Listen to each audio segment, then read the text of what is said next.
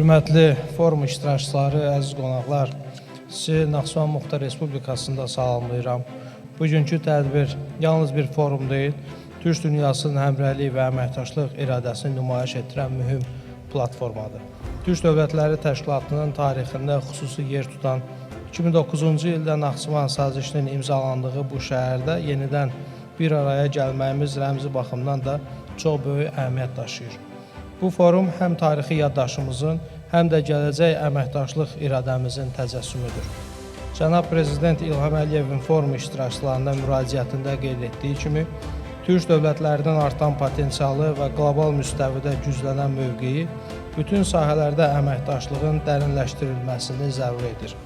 Ortaq tariximiz, dilimiz və dəyərlərimiz bizi birlikdə gücləndirir və Türk dünyasının vahid güc mərkəzi kimi çıxış etməsinə imkan yaradır. Əminik ki, Azərbaycan Türk Dövlətləri Təşkilatına sədrliyi dövründə vətəndaş cəmiyyəti ilə əməkdaşlığın genişlənməsinə də xüsusi diqqət ayıracaq. Naxçıvanda da qeyri-hökumət təşkilatları sektorunda ardıcıl institusional inkişaf müşahidə olunur. Son illər qeyri-hökumət təşkilatlarının dövlət qeydiyyatı prosesləri daha da sadələşdirilmiş, şəffaflıq gücləndirilmiş və fəaliyyət mühiti yaxşılaşdırılmışdır. Həmçinin qrant, subqrant və iyanə müqavilələrinin qeydiyyatı üzrə prosedurlar daha çevik mexanizmlərlə təmin edilmişdir. Bu dəyişikliklər qeyri-hökumət təşkilatlarının hüquqi çərçivə daxilində daha müstəqil, səmərəli və təşəbbüskar fəaliyyət göstərməsinə imkan yaratmışdır. Regionda sosial, humanitar və ictimai təşəbbüslərin artması da bunu təsdiqləyir. Cənab Prezident İlham Əliyevin müraciətində qeyd olunduğu kimi, üzv ölkələrin qeyri-hökumət təşkilatları üçün tarix, mədəniyyət, ekologiya, iqlim və digər sahələrdə ortaq qrant müsabiqələrinin elan olunması qarşılıqlı əməkdaşlığa yeni dinamika gətirəcək. Bu baxımdan Naxçıvan vətəndaş cəmiyyəti təmsilçiləri də Türk dövlətləri ilə əməkdaşlığın genişləndirilməsində xüsusi maraqlıdır. Muxtar Respublikanın qeyri-hökumət təşkilatları regional təşəbbüslərə qoşulmağa, ortaq layihələrdə iştirak etməyə və Türk dünyasının birliyinə öz töhfələrini verməyə böyük həvəs göstərirlər. Dünən paytaxt Bakıda 8 ölkədən 550-dən çox nümayəndənin iştirakı ilə forumun açılışı keçirildi. Bugün Naxçıvana səfəriniz isə bu əməkdaşlığın coğrafi və mənəvi miqyasını daha da genişləndiyini göstərir. Bu qarşılıqlı səfərlər təkcə dialoqu deyil, həm də regionlarımızı birləşdirən strateji layihələrə verdiyimiz önəmi daha aydın nümayiş etdirir.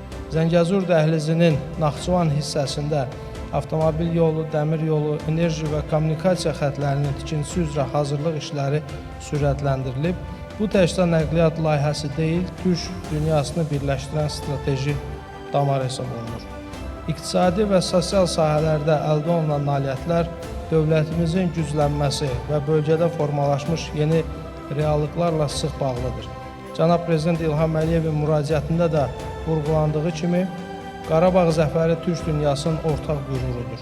Zəngəzur dəhlizinin açılması isə Türk dövlətləri arasında inteqrasiyanı yeni mərhələyə daşıyacaq və Naxçıvanın strateji rolunu daha da artıracaqdır.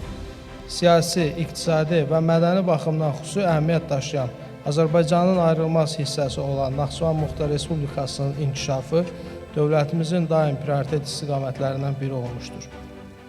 Azərbaycan Respublikası Prezidenti Cənab İlham Əliyevin Naxçıvana göstərdiyi ardıcıl diqqət və qayğı bu qədim diyarının inkişafını sürətləndirən başlıca amildir. Məhz bu diqqətin nəticəsi olaraq Naxçıvan bugün təkcə region səviyyəsində deyil, bütövlükdə Türk coğrafiyasında yeni inkişaf modelinin nümunəsinə çevrilməkdədir. Bu strateji yanaşmanın əsas dayaqlarından biri Naxçıvan Muxtar Respublikasının sosial-iqtisadi inkişafına dair 2023-2027-ci illər üçün dövlət proqramıdır.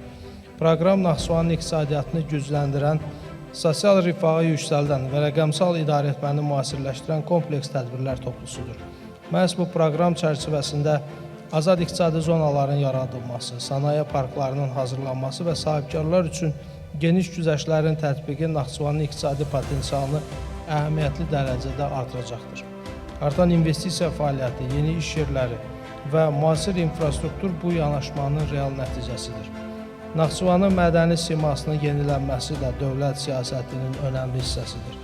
çoxsaylı mədəni abidələr, o cümlədən Möminə Xatun türbəsinin bərpası yalnız Naxçıvan üçün deyil, bütün türk dünyası üçün tarixi mədəni irsə göstərilən ehtiramın ən bariz nümunəsidir. Muzeylərin yenilənməsi, festivallar və mədəni layihələr Naxçıvanı türk coğrafiyasının mədəniyyət mərkəzlərindən birinə çevirir. Hörmətli forum iştirakçıları, çıxışımı ölkə başçısı cənab İlham Əliyevin türk dövlətlərinin artan potensialı və qlobal müstəvidə gündən-günə güclənən mövqeyi daha idealı məqsədlərin qarşıya qoyulmasını, birgə səylərin artırılmasını, bütün sahələrdə əməkdaşlığın dərinləşdirilməsini, çeviri mexanizmlərinin yaradılmasını zəruri edir fikirləri ilə tamamlayıram. Forumun ərsəyə gəlməsində əməyi olanlara təşəkkürümü bildirir, fəaliyyətinizdə uğurlar arzulayıram. Diqqətinizə görə sağ olun.